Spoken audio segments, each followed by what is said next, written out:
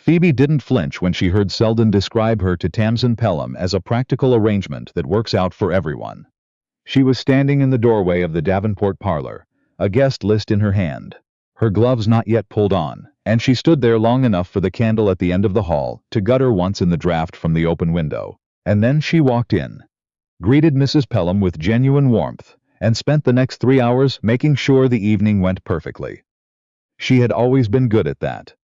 Selden was laughing the easy way when she entered, the low, comfortable laugh of a man who felt he was exactly where he wanted to be.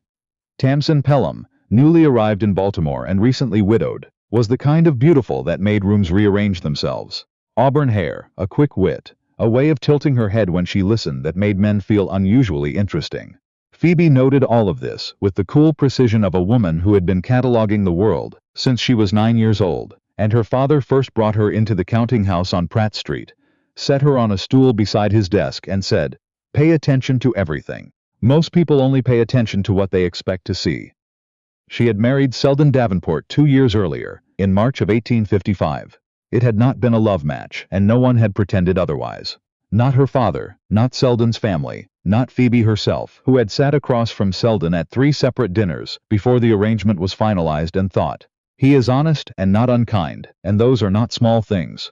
Her father had been practical in all things. He had also been, in the way that self-made men sometimes are, ruthlessly clear-eyed about the world his daughter would inherit. Ambrose Holbrook had built the Holbrook Trading Company, from a single rented warehouse slip to a prosperous waterfront operation, across 22 years of careful, relentless work. He had taught Phoebe to read a bill of lading before she could manage a household account. He had taken her to the docks on foggy mornings and shown her how to verify cargo against the manifest, how to read the faces of the men who handled the goods, how to know when someone was skimming and how to prove it before you accused them. He had died when Phoebe was 20, 18 months before her marriage, and he had left her everything. Not in the way men usually left daughters things, not jewelry, and a letter reminding her to be agreeable to whoever eventually married her. He had left her the trading company, the warehouse lease, the ship contracts, and the account books, along with a private arrangement with his attorney, a man named Mr. Fairfax in the law offices on Charles Street, that ensured the Holbrook assets were held as separate property under Phoebe's name before any marriage contract was signed. Selden had not objected, largely because Phoebe's father had been the kind of man whose arrangements were presented as settled facts, rather than subjects for negotiation, and largely because Selden, who had property of his own, did not think much about the Holbrook operation. He assumed, Phoebe had understood this from the beginning, that some competent male agent managed it on her behalf. No one managed it on her behalf. Phoebe managed it herself, with the help of a bookkeeper named Sybil Marsh, who had worked for Ambrose for 11 years, and who was the only person in Baltimore, besides Mr. Fairfax, who knew exactly how thoroughly Phoebe understood the business that bore her maiden name. After the evening with Tamsin Pelham, Phoebe lay in the dark on her side of the bed, she and Selden occupied with the careful, considerate distance of two people who respected each other and expected nothing more. And she thought about the word practical. She had heard it before, in variations, in different rooms, in conversations that assumed she was not listening. It was the word people used when they wanted to be accurate without being cruel. It meant, you are functional, and function is sufficient. She turned over in the dark and thought about her father. He had called her, in the letter he left with the property documents, the sharpest reader of people he had ever known. He had not meant it as a compliment exactly. He had meant it as a warning and a tool. "The world will underestimate you," he wrote, "because you are quiet, and because you are a woman, and because you have never needed to make yourself obvious. Do not correct them before the time is right. Let them proceed on their assumptions. The law and the ledgers do not care what anyone assumes." She had read that letter so many times, she could recite it from the second line.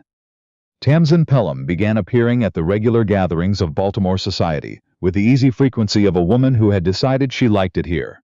She was intelligent and entertaining, and she made Selden laugh in a way Phoebe rarely occasioned.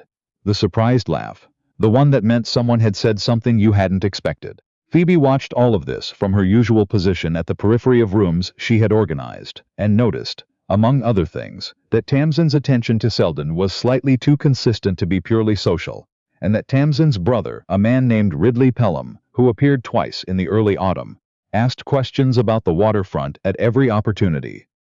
He was charming, Ridley. The specific charm of a man who had learned to make his interest look like conversation. It was Sybil who brought it to her attention first. Sybil had the face of someone perpetually working out a sum in her head, and when she appeared in the doorway of the Holbrook counting room, on a Tuesday in October, with that expression at its most concentrated, Phoebe set down her pen before Sybil had spoken a word. "We had an inquiry," Sybil said, "from a firm I don't recognize, about the terms of the Hollister contract from 1849. Phoebe went still. The Hollister contract was an old shipping agreement from her father's time, one of the first large contracts he had secured, the one that had established the company's reputation on the bay. It had been renewed twice and was considered settled history. What kind of inquiry? About whether the original filing was registered correctly with the Maritime Office, whether the cargo rights were properly transferred when the old lease expired. Sybil's voice was careful, the language was civil, but the question underneath it wasn't. Phoebe stood and went to the locked cabinet where the original contracts were filed. She pulled the Hollister file and read it the way her father had taught her to read anything that mattered. Slowly, twice, with a pen in her hand. Then she read the registration record from the Maritime Office. Then she read the lease transfer documents from 1853. Everything was in order. Everything was documented, witnessed, filed. Ambrose had been meticulous in a way that went beyond ordinary business practice. He had maintained correspondence with the Maritime Registrar, kept the originals, kept copies, kept letters confirming the copies. There was no gap. There was no ambiguity. But she understood now that the absence of a gap was only protection if the person challenging you wasn't willing to manufacture one. She wrote to Mr. Fairfax that afternoon. His response came the next morning, brief and precise. "I am aware of recent inquiries at the Maritime Registry Office. The Holbrook waterfront lease and the Hollister contract are sound. However, I would appreciate speaking with you directly. Please come to my office. This is not correspondence I wish to put in writing." She went the following day, telling Selden she was visiting a friend on Calvert Street, which was not entirely untrue since Fairfax's office was on Calvert Street. He told her what he had learned. Ridley Pelham had engaged a firm in Philadelphia that specialized in what Fairfax described, with professional precision, as identifying procedural irregularities in maritime commerce law that create grounds for contract disputes. Specifically, Ridley appeared to be building a case that the Hollister contract's original cargo rights had never been legally transferred to the Holbrook lease, that a clerical omission in the 1849 registration had left the rights technically unattached, available to be claimed by a third party with standing. If such a claim succeeded, the waterfront slip would be contestable. If the slip was contestable, the warehouse lease was vulnerable. If the warehouse lease was vulnerable, the Holbrook Trading Company, which Phoebe held as separate property, which was the only thing that gave her any real standing in her own life, could be picked apart piece by piece. "What does he actually want?" Phoebe said. "Not the warehouse. That's too specific to be the goal." Fairfax looked at her for a moment. "The land the warehouse sits on, the slip, the dock access, the waterfront footage. He has a buyer for a hotel development. The Holbrook property is the missing piece." Phoebe sat with that. She thought about Tamsin at the dinner table, asking Selden about Baltimore's waterfront development with such graceful curiosity. She thought about Ridley measuring the dock footage with his eyes while he held a glass of bourbon and talked about shipping tariffs. "He used his sister to get close enough to understand what we have," she said. Fairfax said nothing, which was its own kind of answer. She thought about whether to tell Selden. She turned it over carefully, feeling for the weight of it. If she told him now, he would go to Ridley. She was certain of it, not because Selden was a bad man, but because his instinct in any situation involving a potential affront was to confront it directly, with the comfortable authority of someone who had never had to work around the assumptions other people carried about him. He would confront Ridley. Ridley would be warned. Whatever evidence existed would disappear into the pleasant social web of Baltimore commerce, where gentlemen resolved disputes between themselves and women were thanked for their concern. She was not going to let that happen. "Tell me what you need," she said to Fairfax. "Everything," he said. "Every contract, every registration, every letter from the Maritime Office. I want to build a record so complete that whatever Ridley Pelham produces has no room to fit." She had it at his office by the end of the week. While she worked, Tamsin continued to appear at every gathering, She was warm to Phoebe in a way that was either genuinely uncalculated or very sophisticated, and Phoebe, who was good at reading people, honestly could not tell which. There were moments when she looked at Tamsin and thought, she doesn't know, and there were other moments when she thought, it doesn't matter whether she knows. The scheme was the scheme. The warehouse was the warehouse. Selden noticed something had changed. He couldn't have named it precisely. Phoebe was the same at the dinner table. Composed, attentive, managing the household with the frictionless competence she had always brought to it. But she was away more often, gone to the Holbrook office on mornings when she had previously been home, returning with a quality of focus about her that was different from her usual quiet industry, more deliberate, like a woman who had decided on something and was executing it. He noticed the letter that arrived addressed to her in legal script, which she took from the hall table and placed in her correspondence bag without comment. He told himself he did not ask because he respected her privacy. This was partly true. The fuller truth was that Phoebe's affairs had always proceeded efficiently without his involvement, and he had come to understand, without examining it closely, that this was because she preferred it that way. He had never thought very hard about whether the preference had been born of actual preference, or of something more calculated. On a Wednesday evening in November, she came to the study and closed the door behind her. Ridley Pelham is building a legal challenge to the Hollister contract, she said. He intends to use a procedural question about the original filing to cloud the title to the Holbrook waterfront slip. Selden set down what he was reading. Phoebe. He has engaged a firm in Philadelphia that creates grounds for maritime contract disputes. Her voice was even. The claim, if he files it, would be that a clerical omission in 1849 left the cargo rights technically unattached, which would make the warehouse lease contestable. The waterfront land is what he actually wants. There is a hotel development buyer. She paused. Tamsin was the means by which he gathered enough information about the property to understand its value. The room was very still. You have evidence of this, Selden said carefully. I have a pattern, she said. My attorney is building the documentation to answer whatever he files. But I need you to understand what is happening, so that you are not used without knowing it. Selden heard the words my attorney register with the particular quiet emphasis of someone who had placed them exactly where they meant to. He realized, sitting there, that he had not known she had an attorney. He had not known about Fairfax. He had not known about the Hollister contract, or the registration issue, or the Philadelphia firm, or the fact that his wife had been managing a legal strategy of some complexity, while he sat in this study every evening and assumed her silences meant the world was running smoothly. Why didn't you tell me sooner, he said. She looked at him for a long, even moment. Because I needed to build the record first, she said. And because I wasn't certain what you would do with it before it was ready. It was not said with anger. That was the part he kept turning over afterward. That she said it the way you say something true, without needing it to wound. She had made a calculation about him. The calculation had been accurate, and she was informing him of it now because the situation required his cooperation, not because she had decided he had earned the information. What do you need from me? He said. She tilted her head slightly, as if this were not the question she had prepared for. Don't discuss the Holbrook property with Ridley Pelham or anyone connected to him, she said. If he approaches you, tell him my business matters are my own, that's all. That's all, he repeated. For now. She left. He sat in the study for a long time after, the letter in his lap untouched. The document Ridley filed arrived at Fairfax's office on a Friday in December. Not the maritime claim Phoebe had anticipated, but a second instrument she had not. An affidavit from a former clerk of the maritime office, a man claiming personal knowledge that the 1849 Hollister registration had been submitted with falsified witnessing, and that Ambrose Holbrook had known. Her father's honesty, not just her property. Ridley had built something designed to blacken the name of a dead man. Phoebe read the affidavit at Fairfax's desk and was quiet for a moment. Then she said, he found a name connected to the original registration and paid him to change his memory. Or manufactured someone who would say he was there. Either way, Fairfax said, we find the actual witnesses first. They did. 3 witnesses had been present at the original Hollister registration, a maritime registrar, a ship's agent, and a notary.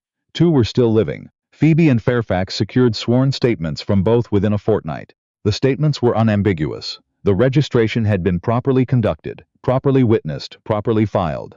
Ambrose Holbrook had been a man whose word was considered, in maritime commerce circles, absolutely reliable. It was Sybil who found the second piece. She had been keeping records at Phoebe's request, a log of every inquiry that came to the Holbrook office, every stranger who appeared at the dock, every question about ownership that wasn't direct business. On a Thursday morning, she came to Phoebe with a note she had found slipped under the counting room door, a draft unsigned of what appeared to be a bill of sale for the Holbrook waterfront slip, made out to a real estate holding company registered in Pennsylvania. The company's listed agent was a business associate of Selden's, a man who had dined in the Davenport house 4 times in the past year. Phoebe sat with that for a long, quiet moment. She went home and found Selden in the parlor, and she told him all of it, in order, without softening. The Hollister contract, the affidavit, the witness statements, the bill of sale draft, the Pennsylvania holding company, the name of the man who had sat at their table and apparently been feeding information about the Holbrook property to Ridley Pelham for months. She watched Selden's face move through confusion, then comprehension, then something she had not expected. Not anger at her for keeping it from him, but a specific, controlled fury at having been used. At having been the point of access without knowing it. At having been, in the most ordinary and invisible way, a door someone had walked through without his knowledge or consent. "Did you know he was asking about your holdings?" Selden said. "I suspected he was asking questions," Phoebe said. "I didn't know you were the source of the answers. I don't believe you gave them deliberately." "I didn't," Selden said, very quietly. "I talked about the waterfront operation the way men talk about things that belong to their wives, casually, as part of conversation." He stopped, as if I had the right to describe what I had never taken the trouble to understand. The room was still. "What do you need from me?" he asked. "Speak to him," she said, "not to confront, to confirm. Find out what he's been told and how far the information has traveled.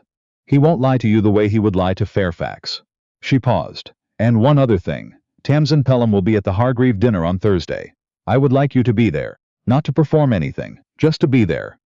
He looked at her for a moment. "Yes," he said.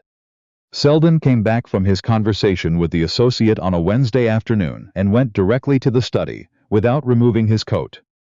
"He was told," Selden said, "that you were mismanaging the Holbrook company, that the original contracts had irregularities, that the business was more valuable than it was performing because of poor oversight." He sat down. He was offered a share of the holding company in exchange for information. He thought it was a legitimate investment opportunity. "Did you tell him it wasn't?" "I made it very clear," Selden said, "what the actual legal standing of the Holbrook property is, and what his continued involvement in any challenge to it would mean for my opinion of him professionally and personally." A pause. "He'll withdraw, quietly." Phoebe thought about Fairfax's observation, that a co-claimant who didn't know the documents were fraudulent was more valuable as a witness than as a defendant. "When he withdraws," she said, "I want Fairfax to know immediately." Ridley's filing collapsed within 3 weeks. Fairfax presented the witness statements, the documented registration history, and a professional analysis of the affidavit's internal contradictions. Dates that didn't align with maritime office records. A signatory whose professional certification had lapsed before the document claimed he held it. Without the holding company's backing, without a credible alternate witness, the challenge had no ground to stand on. The Baltimore Maritime Court closed the inquiry on a January morning, and Fairfax sent word by courier. Phoebe read his note at the Holbrook counting house, with Sybil sitting across the desk reviewing the quarterly accounts. She folded the note and placed it in the Holbrook file. "Nothing to change today," she said. Sybil exhaled once, long and quiet, and went back to the accounts. The social consequence took longer to resolve than the legal one, as it always does in a small interconnected world. Moving not with noise but with a persistent low hum. Ridley left Baltimore in February. Tamsin stayed, which Phoebe had not expected. She appeared at the Hargreave dinner, in the company of a different man entirely, and looked, if Phoebe was being honest about it, genuinely unaware of what her brother had done. She greeted Phoebe with the same warmth she had always extended, and Phoebe returned it, and they stood together for 20 minutes and spoke about the weather and a book they had both read. And Phoebe thought, I still cannot tell. And then she thought, it doesn't matter now. The warehouse is standing. Selden stood beside her at every gathering in February, not performing fidelity, simply present in the uncomplicated way of a man who had made a decision and was committed to it. when a man named Mr. Breckenridge, who had been following the Holbrook matter with more interest than was polite, said to Selden at a dinner, "I hear there was some excitement about the waterfront property, Davenport." Selden said, "The Holbrook operation is exactly as my wife has always managed it." Sound, and turned the conversation.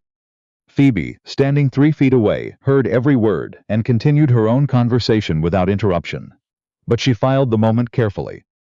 At the end of February, Selden came to the Holbrook counting room for the first time in 2 years of marriage. He knocked on the door, which he had never done before. He sat in the chair across from her desk and did not offer to help.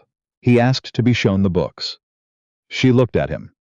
"Not to manage them," he said, "to understand what's in them." She opened the ledger on the desk between them. They worked for 2 hours. He asked real questions, not conversational, not performative, but the questions of a man trying to understand a system he had ignored for years. At the end of the second hour, he said, "The Chesapeake freight contracts. Your father built those before you took over." "He started them," Phoebe said. "I renewed them. There's a difference." "Yes," Selden said, "I see that." A pause. "You've been running this for 4 years," he said, "without anyone knowing it was you." "Sybil knew, and Fairfax." "I didn't." "No," she said, "you didn't." He was quiet for a moment. "I talked about you last autumn," he said, "to Breckenridge. I said you managed the Holbrook operation capably, but that it was probably more than one woman should handle without support. I said it as a compliment." Phoebe looked at him steadily. "I understand now," Selden said, "what I actually said." The spring expansion of the Holbrook waterfront operation began in March. The dock access that Ridley Pelham had wanted for his hotel development was used instead to extend the Holbrook slip by 40 feet and add a second warehouse structure. An addition Phoebe had been planning since the previous autumn, which she now had the capital and the cleared legal standing to execute. Sybil managed the construction timeline. Phoebe managed the contracts. Selden came to the site on a Wednesday in April and looked at the framing going up against the Chesapeake morning and did not offer opinions. He asked which contractor had been selected and why, and Phoebe told him, and he listened. On an evening in late April, Phoebe went to the locked drawer of the desk in the Holbrook counting room and took out the letter her father had left with the property documents. She read it from the beginning.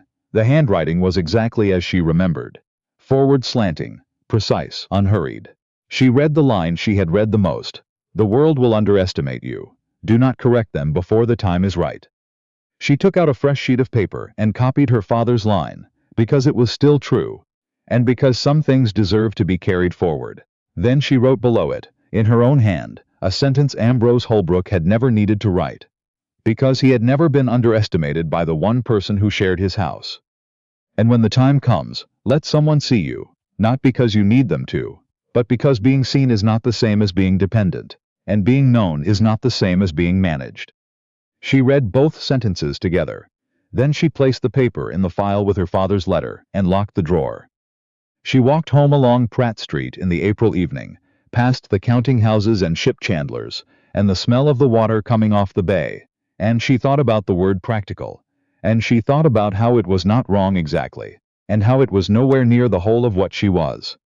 Selden was on the front steps when she arrived, not waiting with any performance about it, just standing in the evening air, watching the street. He saw her coming from the corner and came down one step. "How did it go at the site today?" he said.